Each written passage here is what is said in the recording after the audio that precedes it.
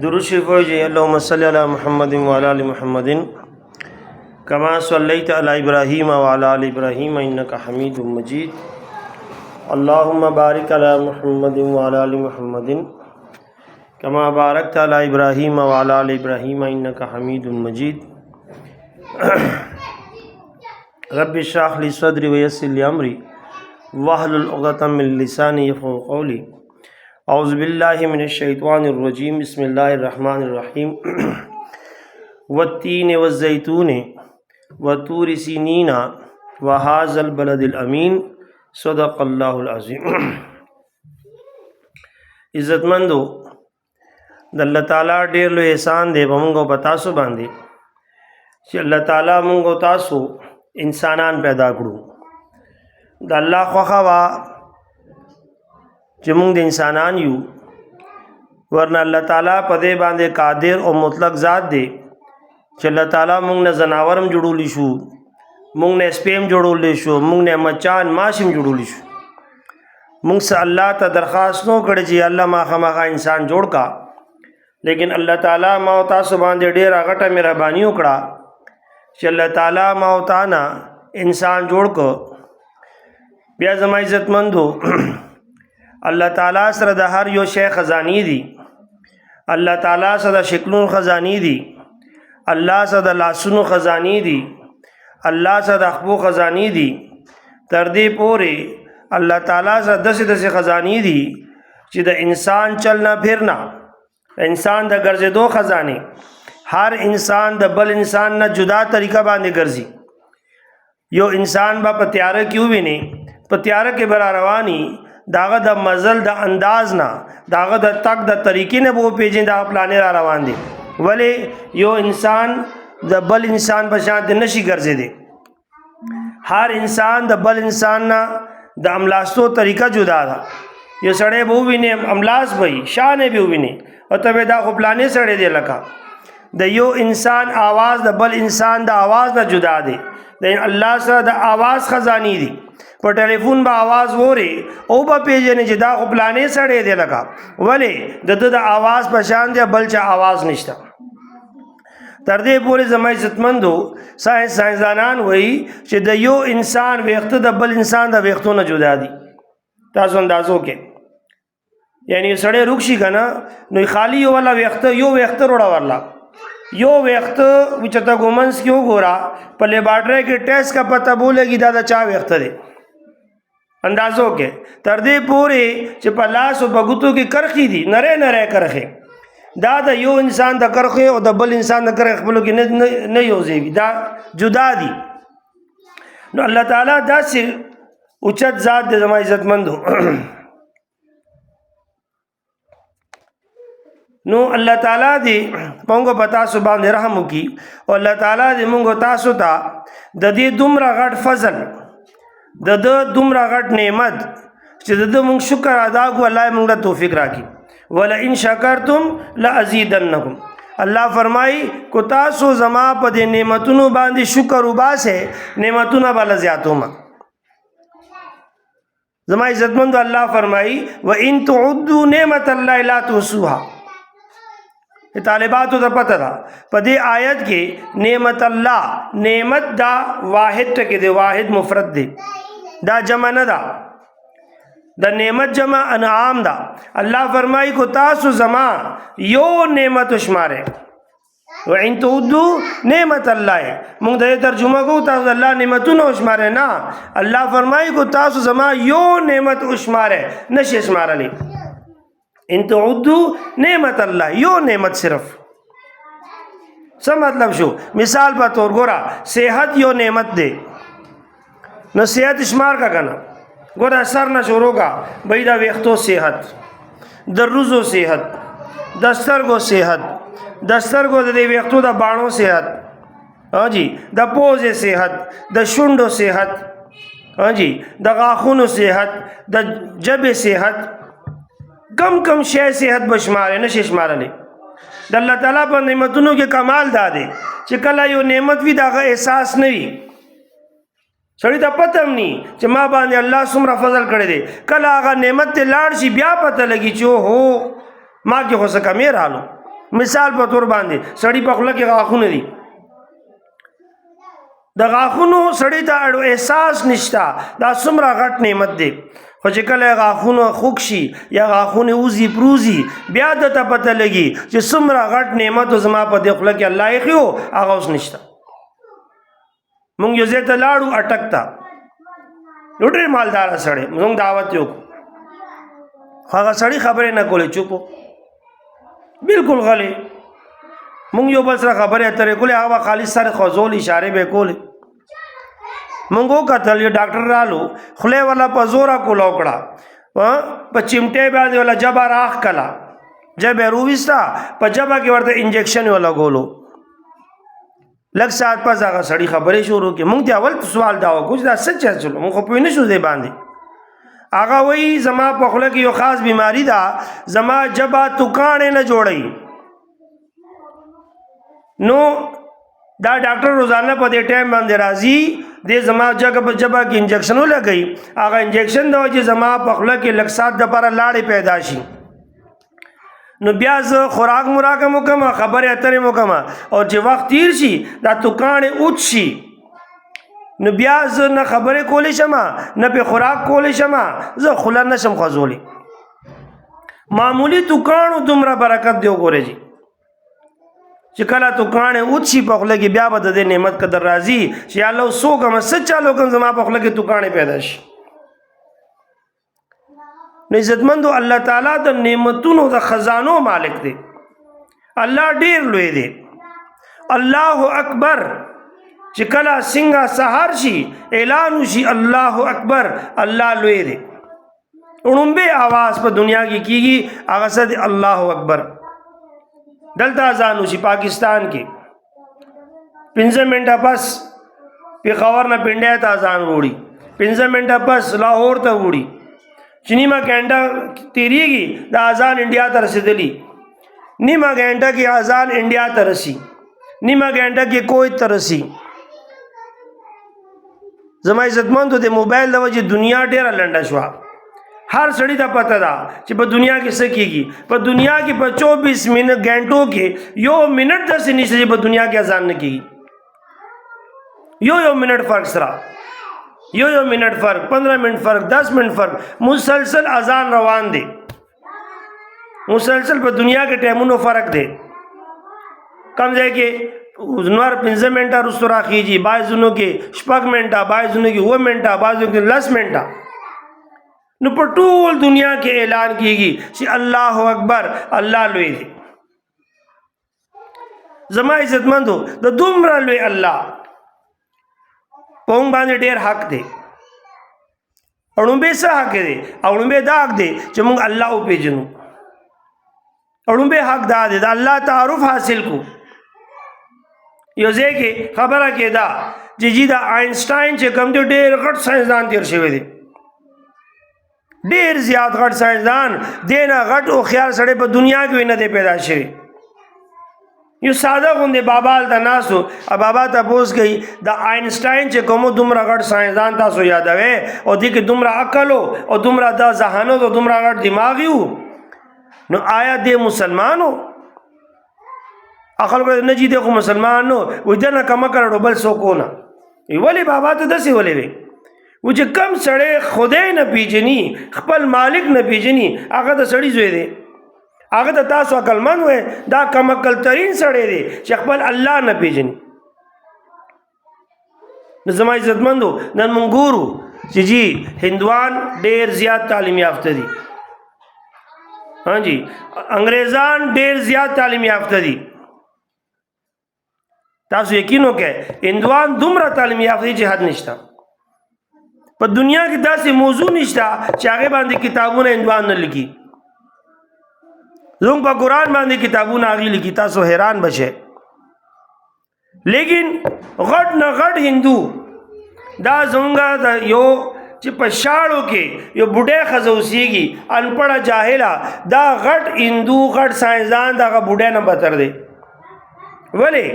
دا بوډۍ پاکۍ پلیتۍ کې فرق کولی شي، دا هندو نشي کولی.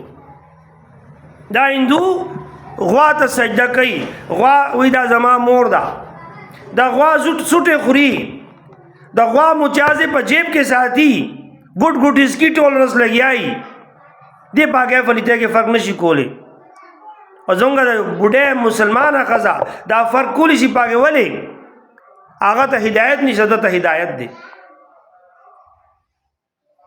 الله تعالی هغه له هدایت نه دی ورکړي او دته الله هدایت نو هدایت په عقل باندې نه ملاويږي او فرمای سلور سيزونه د الله په خزانو کې دي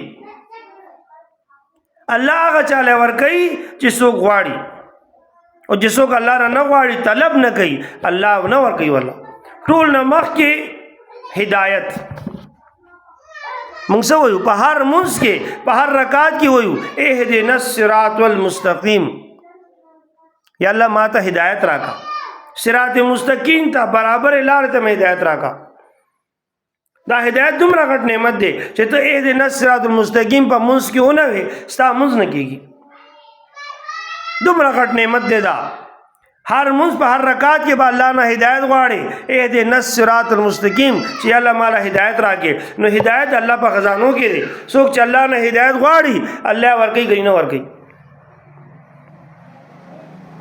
مشهوره خبره ده تاسو ته پته د نبی رسول تر ابو طالب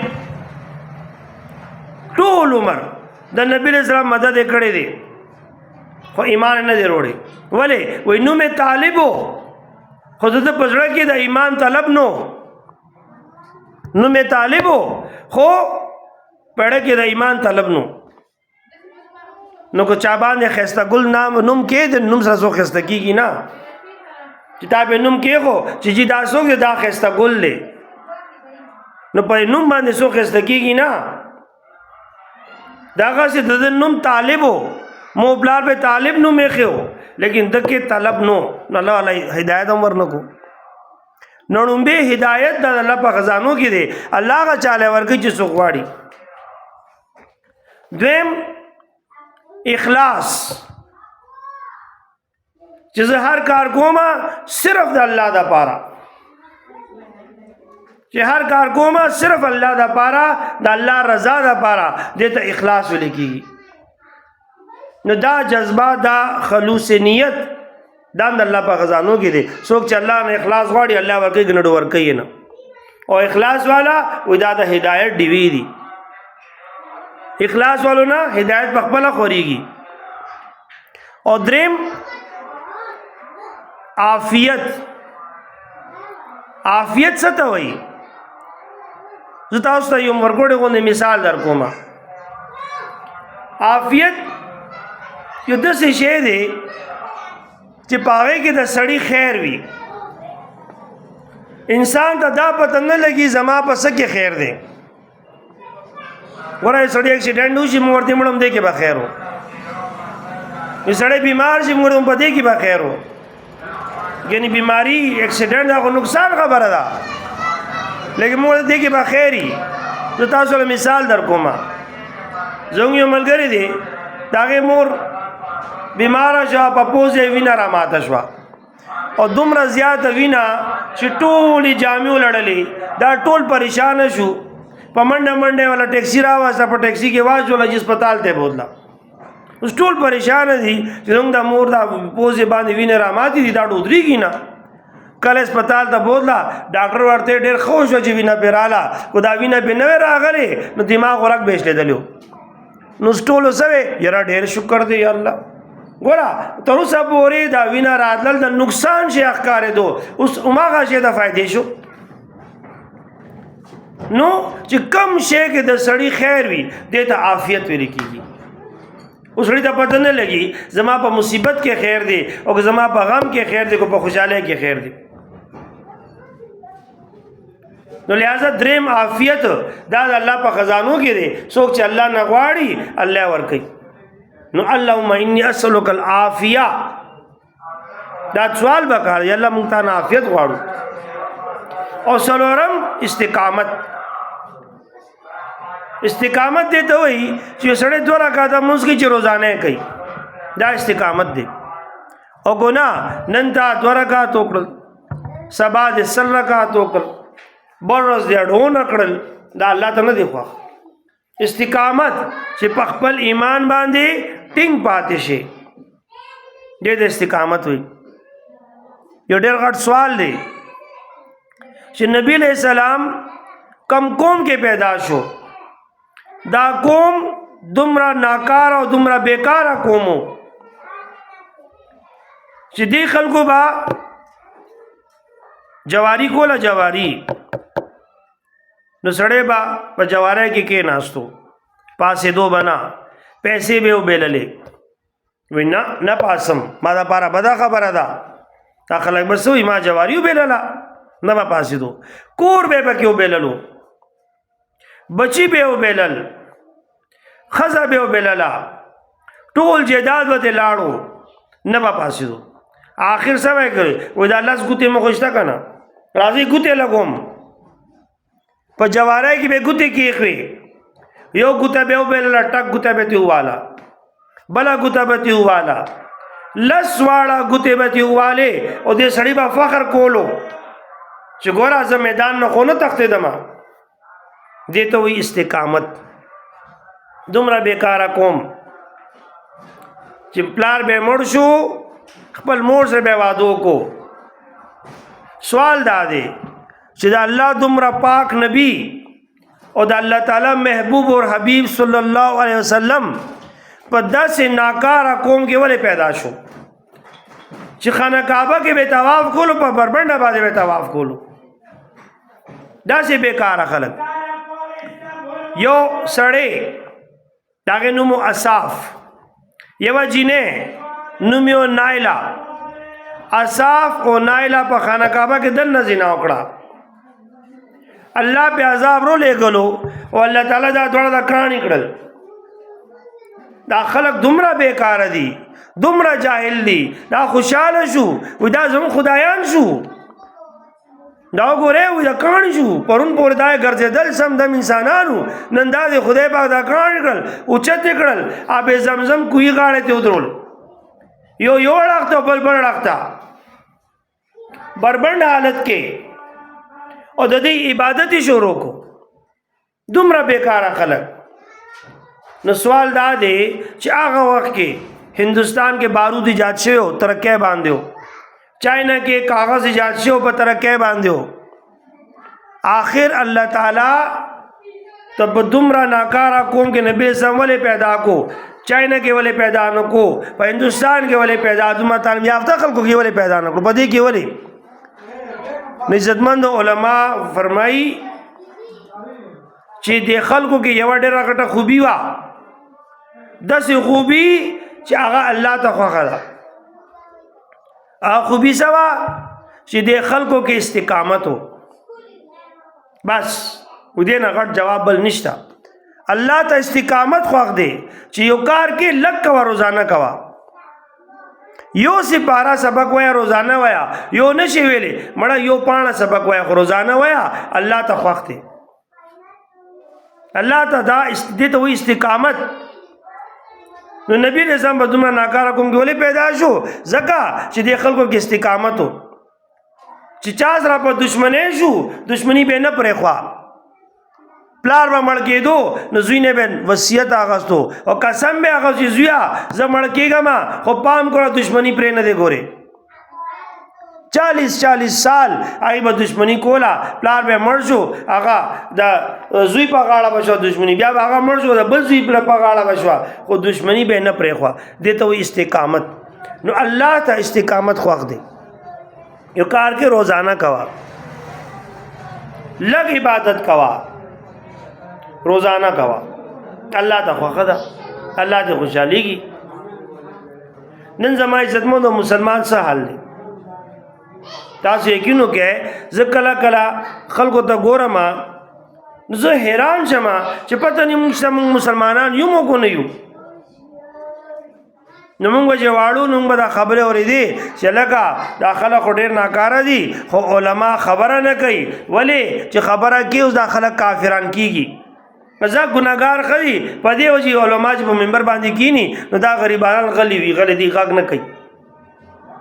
تاسو یقین وکړئ نن زموږ په خپله هغه حال دی.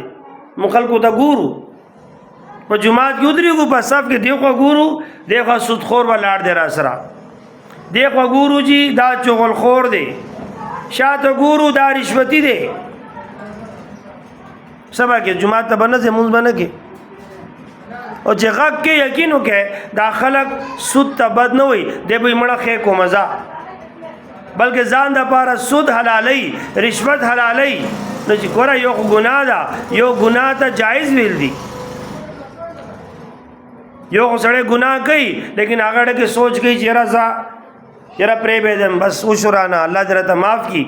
یو دا د سړی ګناه کوي هغه ګناه ته جایز وي، نو دا کفر دی کفر. نو علما غږ نه کوي، نن یقین وکړي ته چې ښځې ته ووایې چې ته بهر ځې بھئی پرده کوه، هغه څه ښځه ته مخې بیړه پرده خو دې اړوي ما ته به څوک څه ووایي. نو د بې پردګي ځان ته حلال کړه. نو پرده نه کول ګناه وه چې هغه ته جایز وویلې، نو دا کفر شو. سوچو کې اوس دغسې هلکه کور کې د واده دی ډمتوب مه کوه، وایي مړه خوشحالي خو ډمتوب سره مزه کوي. نو تا ډمتوب ته جایز و حلال وویلې دا کفر شو. نو علما غریبان څنګه غږ وکړي؟ مونږ څومره ځینو ته لاړو روټۍ ته ناست یو एकदम هلته ټنګ ټکور شروع شي یقین وکړه روټۍ نه راپاسو. ولې ټنګ ټکور په حالت کې روټۍ خوړل حرام دي. یو سړي خپله لور شیله ورکړه، زه خبر شوم زه ورپسې ورغلم، ما ورته وویلې بچیه ګوره دا لور شیله مه ورکوه، دا مسلمانان نه دي، د دې خو کلمه جدا ده. زموږ کلمه دو جزا لا اله الا الله محمد رسول الله، د دې کلمه 15 جزا لا اله الا الله وصی رسول الله علی ولی الله خلیفۃ بلا فصل. 15 جمعه د دې کلمه جدا ده. نو هغه ما ته وی مړه مونږ هم پوهیږو جاهلان خو نیو، هندو هم جنت ته ځي او عیسائی هم جنت ته. جنت قاعده مسلمانانو لپاره دی.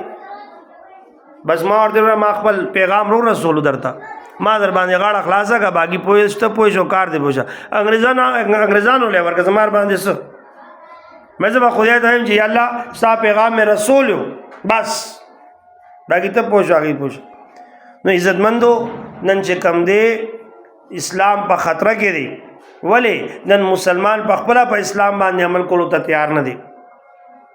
بهرحال خبره خو زما ذهن کې ډېرې وي، د قرآن آیت مې درته لوستي هغه آیت مکمل ونه شوه. نو چونکې بانګونه دي نو بس انشاءالله ډېر بیان نه کوو. بس آخري خبر ته کوم عزتمندو چې ګوره دا سړي چې کم دي دا د ښځو پر کنټرول کې دي. ښځه چې کم ده دا به د سړي مور وي، دا به د سړي خور وي، دا به د سړي بیبي وي، دا به ترور وي، دا به چاچی وي. یو سړي سره څومره ښځو رشتې دي. دا ښځې چې غواړي سړي نه دیندارم جوړولی شي او سړي نه دنیادارم جوړولی شي.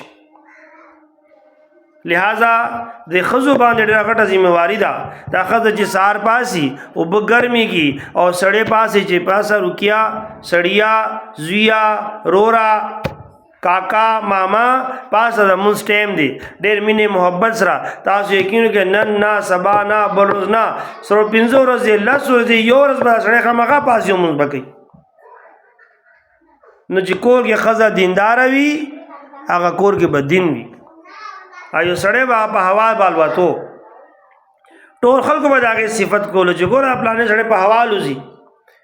دې ورځې کور ته رالو کور کې ښځې ته وایي چې ښځې دا ټول دنیا زما صفت کوي چې زه په هوا باندې الوځم ته زما صفت نه کې. ښځې ورته ته چې په هوا الوځې دا زما سر ته دعا کوه زما د وجې الوځې. ورته هغه څنګه وایي ځکه نن والوځه که نه هغه چې لاړو نن خلک یې راغونډ کړل جانماز یې واچولو په هغې باندې ودرېدو. اوس هغه الله نومالي چې زه لکه والوځه نشي الوتې. ډېر کچه شو شرمنده شو کور ته راغلو ښځې ته وایي ښځې خبره خو صحیح شوه زه خو روزانه په هوا به الوتم نن ولې څه چلو نن. هغه ورته روزانه چې ما به چای روټۍ کټوی کوله ما به په هغې باندې ذکر کولو. نن ما کټوی پخه کا چای مې در باندې وڅښله په هغې مې ذکر نو کړی. نو دا ټول برکت چې کوم و دا د هغه ذکر و نو چې ښځه کور کې روټۍ پخوي کټوۍ پخوي چای پخوي او دې په هغې باندې د الله نوم مالي ستاسو څخه په هغې کې برکت نه راځي ها جی هغه مشهوره خبره ده یو سړي یو ډاکټر چې کوم دی یو سړي ته ستنه لګوله نو هغه سړي وی بسم الله نو ډاکټر ورته مړه ستا بسم الله بس وکړي پوه ستنه ورته زه لګوم بسم الله وی هغه سړی ورته مخې سره وایي مړه ته خو ډېر خرې ډاکټر غوسه شو ما ته یې خر وي ډاکټر صاحب خفه نه شي اصل کې ګوره ته خر نه لیکن ما تا ته خالي دومره ته خرې زما دې ویلو سره ته غوسه شوې یعنې زما په دې خبره کې دومره اثر و چې تا له غوسه وروسته نو ستا څه خیال د الله په نوم کې به برکت نی د الله په نوم کې به اثر نی نو لہذا د الله په نوم کې ډېر غټ اثر دی نو چې ښځه غواړي دا کور کې خاوند نه رور نه زوی نه ماما نه کاکا نه ما ته سړی خبره کولم دلته هم دې بیٹک کې ناست وم وی چې جینۍ عالمه جینۍ واده شوه یو کور کې عالمه وه هغه کور کې چا به مونځ او دس بالکل نه کولو عمر اونبې شپه باندې سهار د جینۍ مونځ له پاسېده نو زه وکتل ټول وده دي نو د لاړه د اسخرو د خواغې کمرې وډزوله ویا خلک एकदम را پاسه څه چل دی پته نشته دا جنګور بیګا راغلی د ساعت وډبوي وی एकदम غبراو شو بچي ولې څه چل دی وی جی پاسې مونځ نه کوي د مونځ ټایم دی که نه وی هغه سړی وایي چې دومره اړه کې کچه شو شرمنده شو وی هغه هم چې مونځ شروع کړی نن 40 کالو شو مونږ مونځ نه دی پرېښی د یو جینۍ د برکته ګوره نو عزتمندو په ښځو باندې ډېره غټه ذمهواري ده نو انشاءالله نن نه به کوشش کو خو حکمت سره دا نه چې کور کې وال ټکول شروع شي حکمت سره سړی چې مونځ نه کوي نه به کوي ستاسو وینا ده په چل ول باندې حکمت سره به وینا ورته کوئ الله تعالی دې ما ته او تاسو ته ټولو ته د نبی علیہ السلام په سنتونو باندې او د الله دین اسلام باندې صحیح عمل کولو توفیق راکړي حاذ المرام اللہ عالم بحقیقت الکلام دعاؤں کے الحمدللہ رب العالمین والعاقبۃ للمتقین